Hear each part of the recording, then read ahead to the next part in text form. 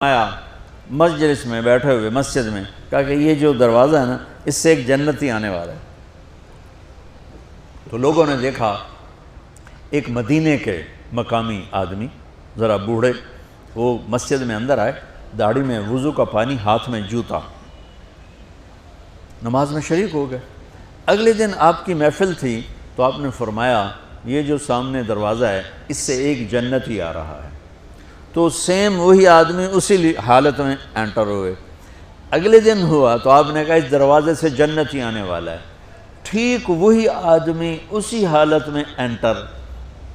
اس مجمع میں ایک صحابی بیٹھے ہیں، ان کا نام ہے عبداللہ بن عمرو۔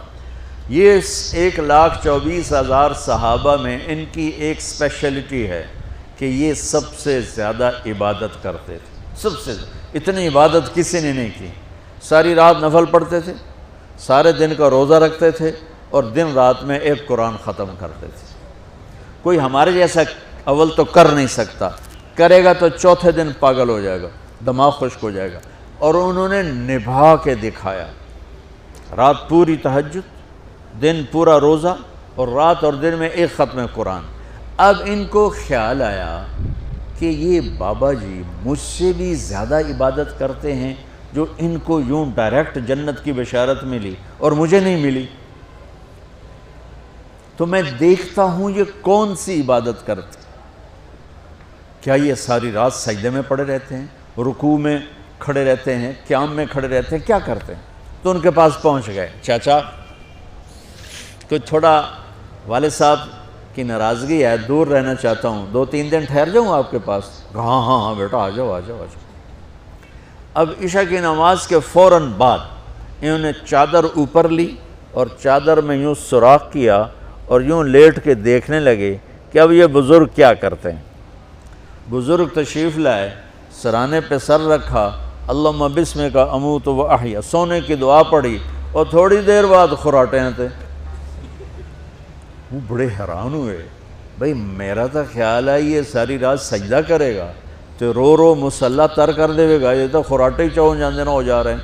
اب وہ دیکھ رہے ہیں ابھی اٹھے گا ابھی اٹھے گا ابھی اٹھے گا، پھر انہوں نے کپڑا اتار دیا، ابھی سویا ہوا ہے۔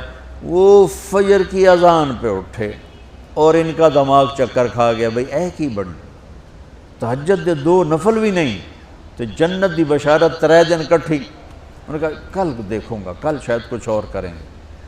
اگلے دن آئے، پھر اسی طرح یوں کر کے لیٹ گئے، اور بزرگوں نے بھی یوں کیا، اور بسمک اموت و احیا، اور پورا کمرہ خراٹے نال۔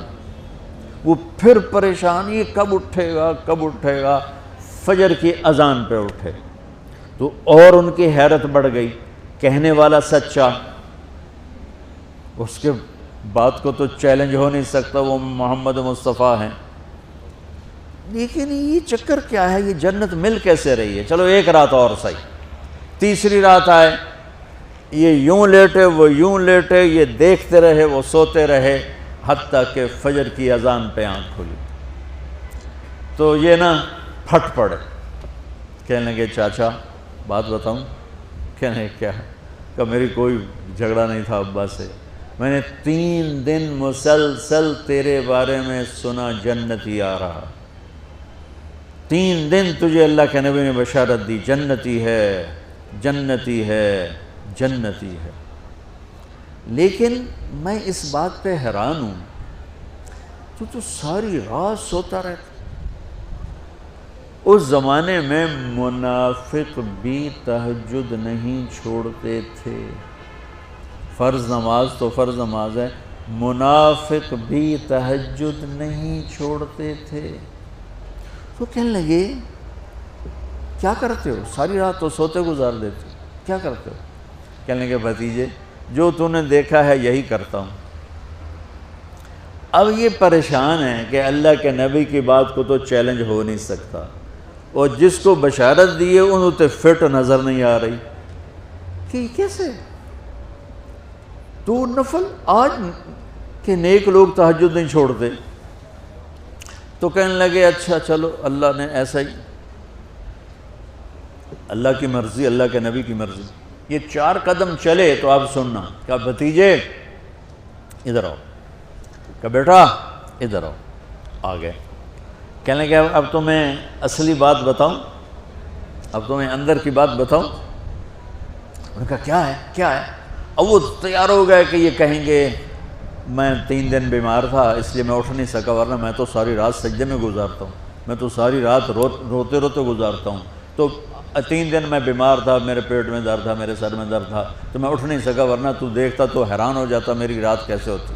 لہذا ہاں جی جی جی، تو کہنے لگے مجھے دیکھو، یہاں ہاتھ رکھا، کہا یہ جو دل ہے نا، دل، اس میں دنیا کی کسی انسان کی نفرت نہیں ہے،